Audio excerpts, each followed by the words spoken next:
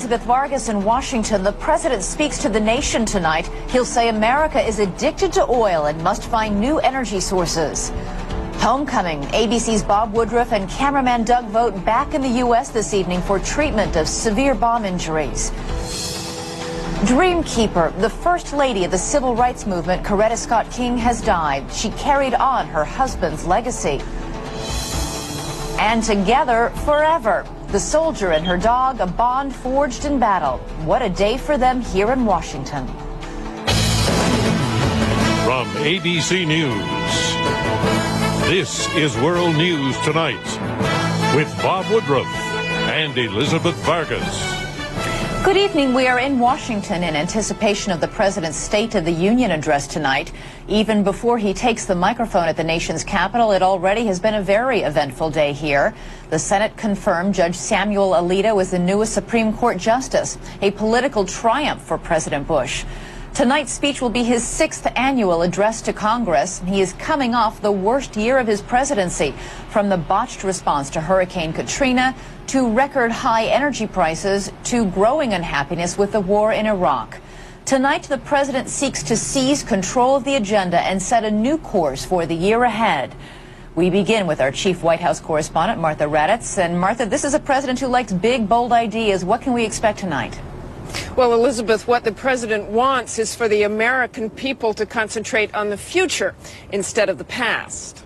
The president spent a good part of the morning fine-tuning his speech. Mr. Speaker, the President of the Iraq and the global war on terrorism will be a central focus. The president will say the only way to defeat the terrorists is to defeat their dark vision of hatred and fear by offering the hopeful alternative of political freedom and peaceful change.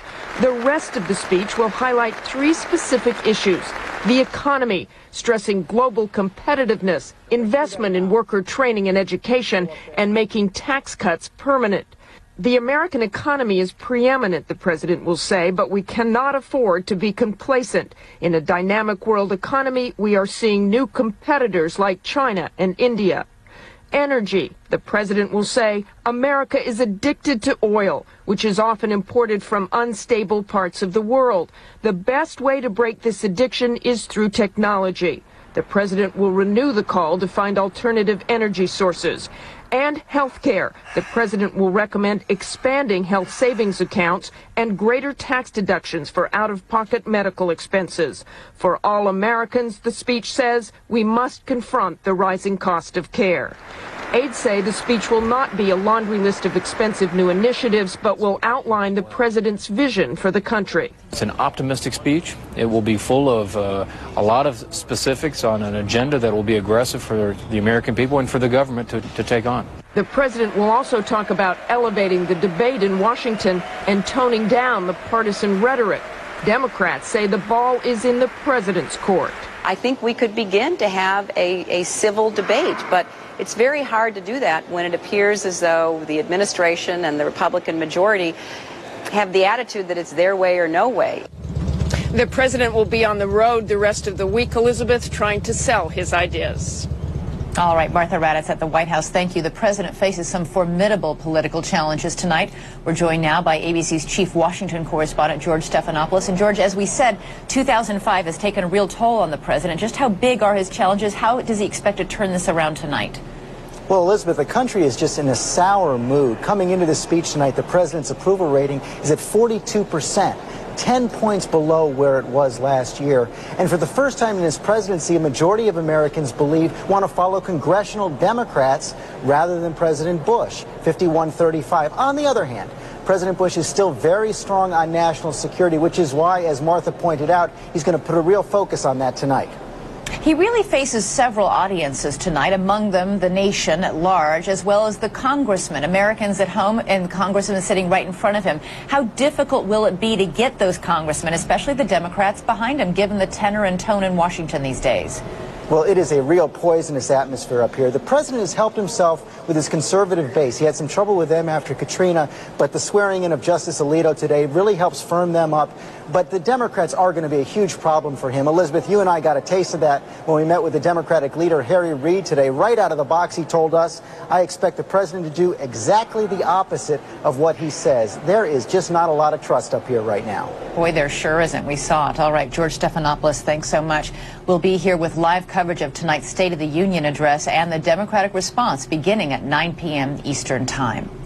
There is news tonight about our ABC colleagues who were seriously wounded by a roadside bomb in Iraq. Just a few hours ago, my co-anchor Bob Woodruff and our cameraman Doug Vogt arrived back in the United States from Landstuhl, Germany. They are now being treated not far from here at the Bethesda Naval Medical Center.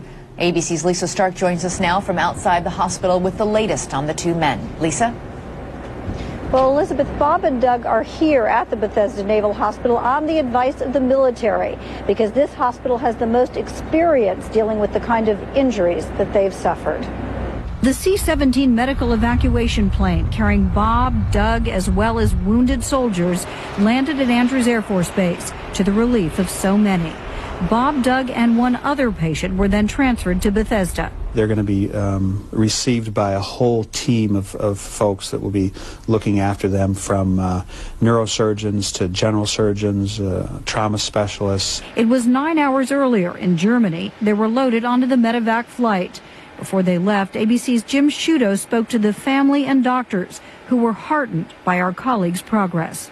The mood in the intensive care unit here at Landstuhl this morning really was electric. Bob's wife, Lee, told me that when doctors told them about the good results for both Bob and Doug overnight, everyone broke into smiles. And as the doctors described their outlook as very optimistic, there was a palpable change in mood for the better.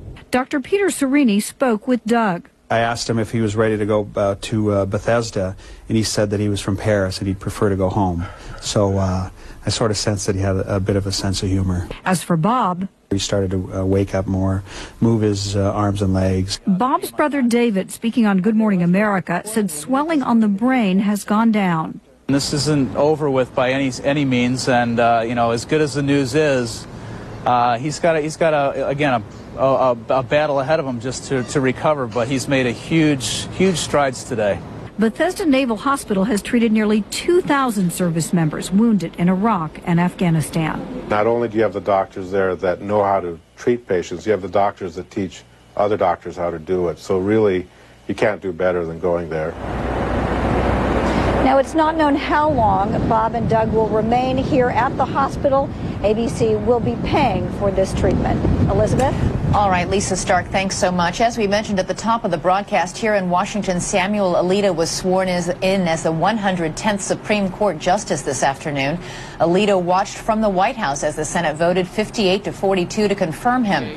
Only 4 Democrats voted for Alito, only 1 Republican against. Alito replaces the retiring Justice Sandra Day O'Connor. The Senate overwhelmingly approved another nominee today, making Ben Bernanke chairman of the Federal Reserve, the nation's most important economic job. He replaces Alan Greenspan, who presided today over his last Fed meeting. The Fed raised interest rates another quarter point to 4.5%, its 14th consecutive increase. Greenspan ran the Fed for more than 18 years. ABC's business correspondent Betsy Stark has followed his tenure. She joins us in New York. And Betsy, it was truly the end of an era today. It really was, Elizabeth. And Alan Greenspan leaves the Fed tonight as he led it a figure of mythic proportions. Just consider these poll numbers. While 60% of Americans rate the national economy negatively, 72% approve of the job Alan Greenspan did managing it. The 79-year-old economist gave the cameras a rare inside look his last day on the job, a job he clearly loved. He's like a doctor and a patient. And the thing he loved most was, as Dr. Greenspan, to diagnose the patient, which was the economy. The diagnosis today, an economy that appears solid but remains at risk for inflation pressures from high energy prices. Low inflation, low interest rates, and record prosperity have been hallmarks of the Greenspan tenure. The era of Chairman Greenspan will always be known as one of phenomenal economic growth. The man some called Maestro relied on reams of data and uncanny instincts to steer the economy, and he was famously hard to comprehend. I've been able to string more words into fewer ideas than anybody I know. Admirers say his successor, former Fed Governor Ben Bernanke, has the toughest of acts to follow. Would you have liked to have followed Joe DiMaggio and Mickey Mantle in center field? I wouldn't. For all the testimonials, there are those who say the jury is out on the Greenspan legacy, that his policies fostered bubbles in the stock market and now in real estate, and that as he leaves, both consumers and the federal government are drowning in debt.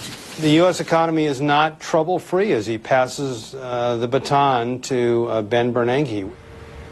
Mr. Greenspan will also be missed as a master in times of crisis, and the new Fed chairman will have to prove himself a steady hand. Ironically, Elizabeth, that is just what people said 18 and a half years ago when Alan Greenspan, then a mere mortal, first took over. History repeats itself. All right, Betsy Stark, thanks so much. And when World News Tonight continues, a civil rights icon has died. Coretta Scott King, what she meant to America. Our closer look. Silent killer, the heart disease in women that escapes detection. News today about how women can protect themselves. And an extraordinary tale of survival. An Air Force sergeant and her dog honored tonight in Washington. This is World News Tonight, brought to you by Walmart.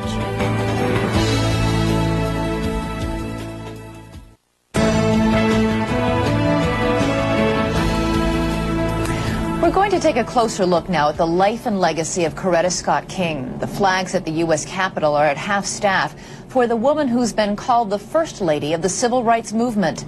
She was, of course, the wife of the Reverend Martin Luther King Jr., at his side as he fought for equality. After his assassination, she devoted herself to their 4 children and to enshrining her husband's legacy and pursuing his dream. Mrs. King died overnight, less than 6 months after suffering a stroke and a heart attack. Today, those who knew her contribution remembered her. One day she met a young preacher from Atlanta, and she fell in love with him. And he told her his dreams, and she believed in those dreams. And she decided that she would help to make them real. All along I have supported my husband in this cause, and at this point I feel even stronger about the cause, and whatever happens to him, it happens to me. She led through speech, even dodged the countless attempts on her family's life. When one of those attempts finally took her love from this world, she made the selfless decision to carry on. She didn't give up. She didn't become bitter or hostile. She didn't spend long days and hours in mourning. She literally threw herself in an effort to build a living and lasting memorial to Dr. King. Mrs. King felt that someone had to pick up the torch. Our theme affirms that nonviolence is not only a way to struggle for social, economic, and political goals. It is a way to conduct our personal relationships in our homes and schools and communities. She would often just give you the feeling that we should keep our eyes on the prize. We should be committed to what's really important in our lives, our faith, our families. Now is the time to fulfill the promise of democracy, freedom for all, peace for all. She never flinched in the face of the adversity and the attacks and the darkness. She had hope. She really believed in that song, "We Shall Overcome Someday." Coretta Scott King was 78 years old. When we come back, detecting heart disease in women, why it's so difficult, and how to improve the odds of surviving it.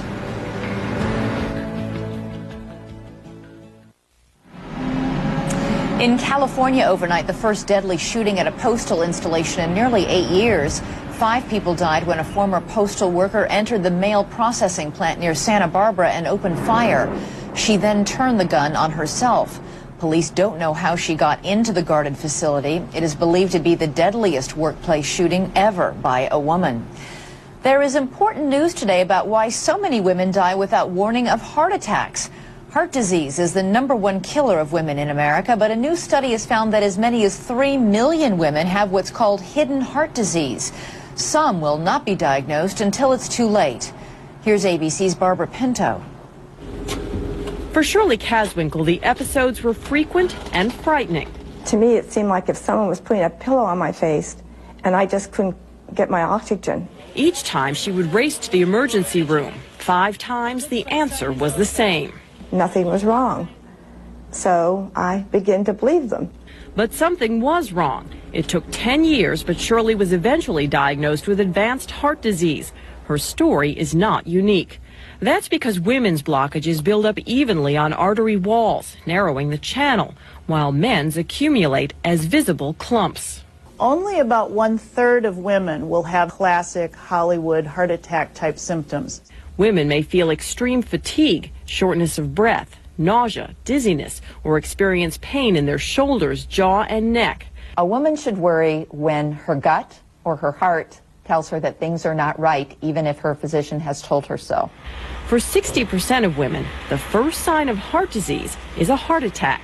Doctors are now researching different tests, diagnostic tools that have been underutilized in treating female patients. They include stress echocardiograms that can see how the heart pumps under stress, 64-row CT scans that give doctors a clear picture of the vessels around the heart, and coronary angiography, where a tiny tube is inserted into the coronary arteries. That helped reveal Shirley Caswinkle's condition. I'm greatly relieved to know what the problem is. Shirley now takes drugs to lower her blood pressure and cholesterol. Treatment only possible with a correct diagnosis. Barbara Pinto, ABC News, Chicago.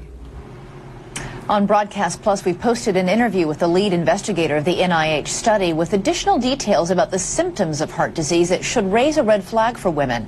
That's on our website at wnt.abcnews.com. And when we return, the Air Force sergeant, her dog Rex, and the act of Congress that kept them together. Finally tonight, it's always a memorable night over at the Capitol when a president delivers his State of the Union address. Legislators, Supreme Court justices, ambassadors all assembled.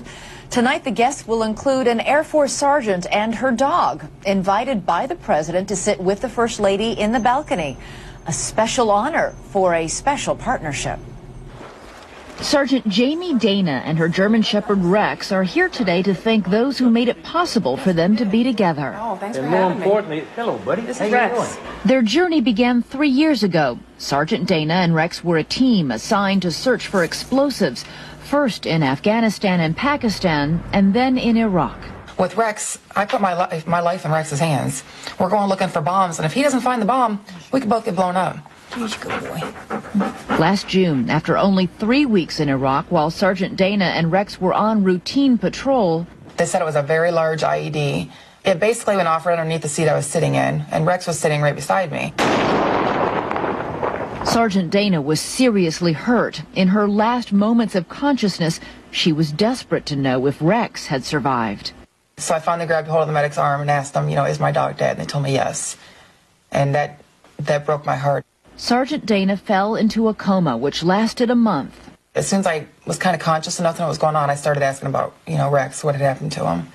And that's when they told me he was alive. And when he came in there, he just jumped on my bed, and started licking my hand. And just to see him, to touch him, to know he was alive, it was wonderful. In fact, Rex had escaped with just a bump on his head, a burn on his nose, and a cut on his paw.